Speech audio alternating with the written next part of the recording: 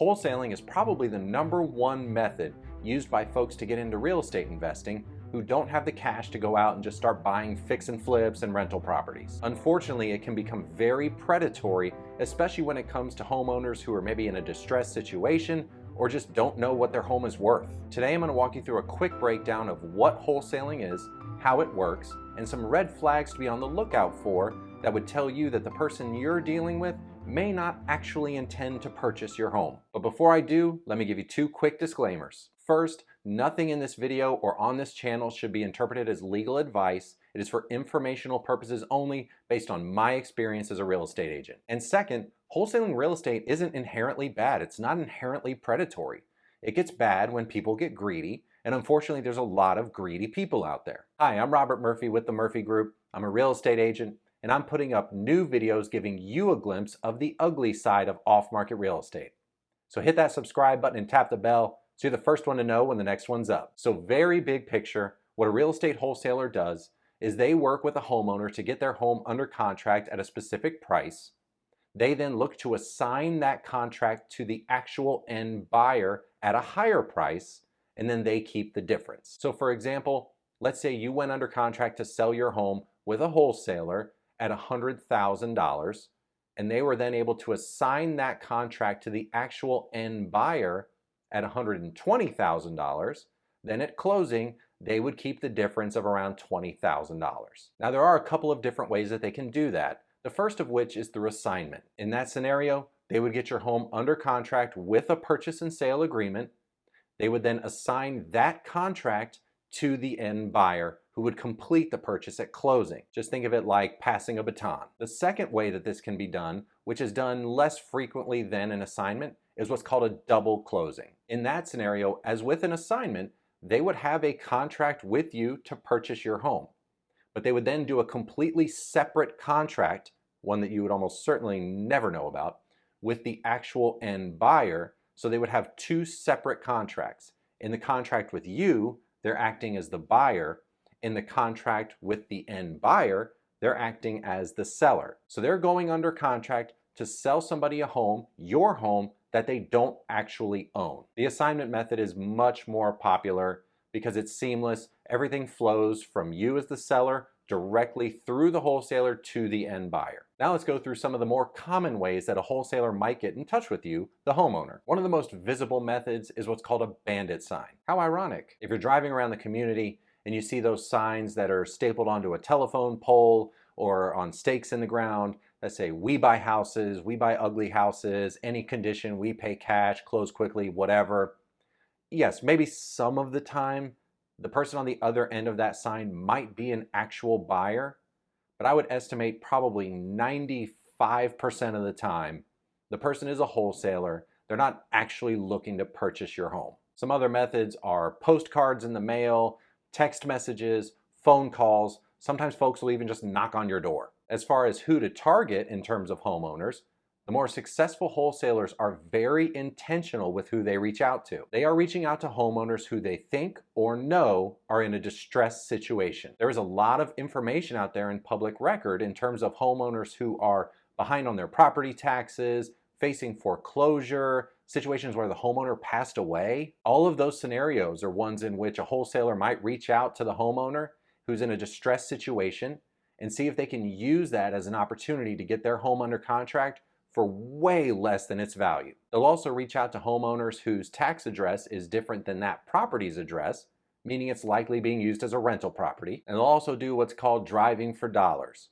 They'll drive around neighborhoods, look for homes that the grass is overgrown, maybe the windows are boarded up, those types of things, and those will be the homeowners that they're reaching out to as well. But in my opinion, if somebody's behind on their property taxes, if they had a death in the family, if they're going through a divorce, none of those things impact the market value of their home. So now that you're familiar with what wholesaling is and how it works, how do you know that the person on the other end of the phone or standing on your doorstep who's saying they want to purchase your home may not have any intention of doing so? If I were the homeowner, these are some red flags I would be on the lookout for. Number 1, they don't have proof of funds. If somebody's telling me they're going to pay me $100,000, $150,000, $200,000, $250,000 cash for my home, I want to see some sort of bank statement or documentation that they actually have that money. In my opinion, asking for proof of funds is probably going to weed out about 90% of the people you deal with. As a real estate agent, every now and then I'll get an offer on one of my listings from a wholesaler saying they want to purchase it cash.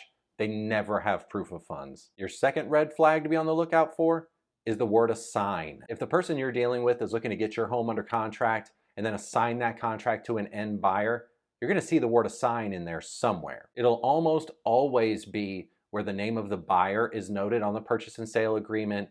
It would say something like John Doe or assignee. It would say, maybe have the name of an LLC or assignee or something like that. I've also seen contracts that have a stipulation in there that the person has the right to assign that contract. Bottom line, if you see the word assign in there, there's a very good chance the person isn't actually planning to purchase your home. They're looking to get it under contract and then assign it to an end buyer at a higher price. The next red flag to be on the lookout for is an excessively long due diligence or inspection period. One of the biggest selling features you'll hear from somebody looking to purchase your home off market is that you don't have to make any repairs. They're taking the home as is. Now, whether it's being sold on the market or off the market, anybody that's purchasing your home is almost certainly going to want to have a due diligence or inspection period so they can have a home inspection done, bring their contractors through, those types of things. And the number of days that somebody wants for due diligence or inspection is totally up to them. As a real estate agent, the most common lengths of time that I see for due diligence and inspections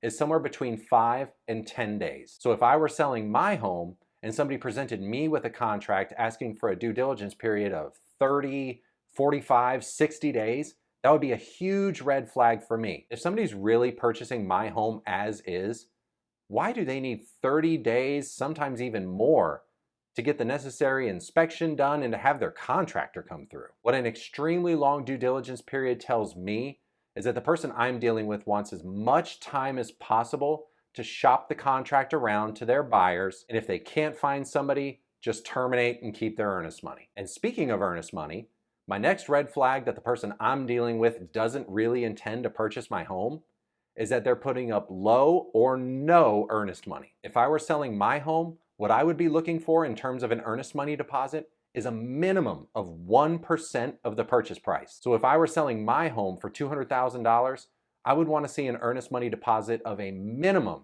of $2,000. And if the person I'm talking to is telling me they're going to purchase my home with cash, well, then they should have money readily available for an earnest money deposit. If somebody presented me with a contract to purchase my home for cash, and their earnest money deposit was $100, $10, $0, that would be a huge red flag for me. Just like asking for proof of funds, this is probably something that's going to weed out a lot of the people you're dealing with. Another red flag to be on the lookout for if you're looking to sell your home to somebody off market is some kind of out clause that gives them the ability to terminate the contract for any reason up until closing and keep their earnest money. As a homeowner, I personally would never sign a contract to sell my home to somebody when they have the ability to terminate that contract for any reason up until the day of closing, and there's nothing I could do about it. My final red flag for today is the person having an issue with me wanting to have my attorney review the contract before signing. I would tell anybody thinking of selling their home off market with no agents involved,